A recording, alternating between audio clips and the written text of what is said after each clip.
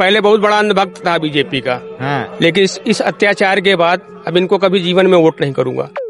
क्या मतलब है ऐसे कानून का जो एक तरफा झूल रहा हो, और क्या मतलब है ऐसी न्याय व्यवस्था का जहां केस को सच्चाई की नजर से नहीं बल्कि सिर्फ एक दलित की नजर से देखा जा रहा हो।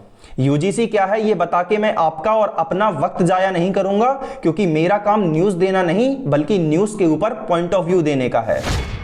फिलहाल सिर्फ इतना समझो कि यूजीसी का नया कानून वो हथौड़ा है जो सवर्णों के ऊपर मारा है मोदी सरकार ने, और इस बात में अब कोई दोहराए नहीं बचा कि मोदी सरकार डिवाइड एंड रूल का खेल खेलती है।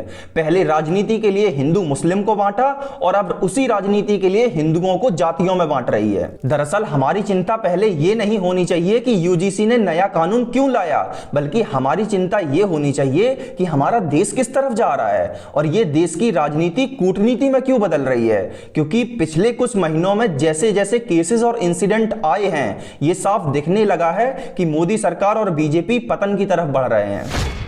अब इस पूरे खेल में एक धारणा यह भी जोड़ी जा रही है कि कई बड़ी ताकतें लगी हैं 2029 में विधानसभा के चुनाव से योगी आदित्यनाथ को कुर्सी से हटाने में। तो मैं बहुत स्पष्ट शब्दों में आपको बता दूं कि उत्तर प्रदेश के अंदर योगी आदित्यनाथ को खुद नरेंद्र मोदी नहीं हरा सकते, किसी और के तो बस की ही नहीं है। तो इस बात से आप बिल्कुल निश्चिंत रहें।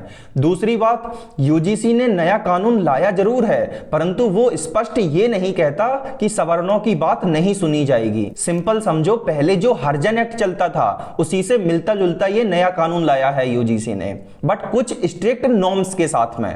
हालांकि ये चिंता का है क्योंकि इसमें सवर्ण वर्ग को कमजोर दिखाया गया है और एससी एसटी ओबीसी मतलब दलित वर्ण को मनमानी करने का अधिकार दे दिया गया है। अब दलित वर्ण से जो भी भाई बंधु इस वीडियो को देख रहे हैं उन्हें मैं एक छोटा सा केस का हाईलाइट देना चाहूंगा।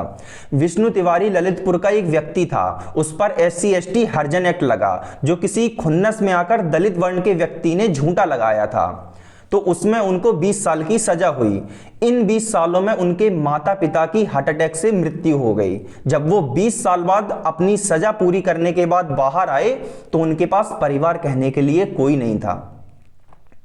ये मैं इसलिए बता रहा हूं कि आज भी भारत में 80 से 90% हरिजन एक्ट झूठे और किसी खुन्नस में आकर बदला लेने के लिए लगाए जाते हैं। गुनाह की कोई जाति नहीं होती और अपराध का कोई धर्म। गलती कोई भी करे सजा का हकदार बनता है, परंतु अगर बाबा साहब ने आपको वो अधिकार और दर्जा दिया है तो उसका दुरुपयोग ना करें।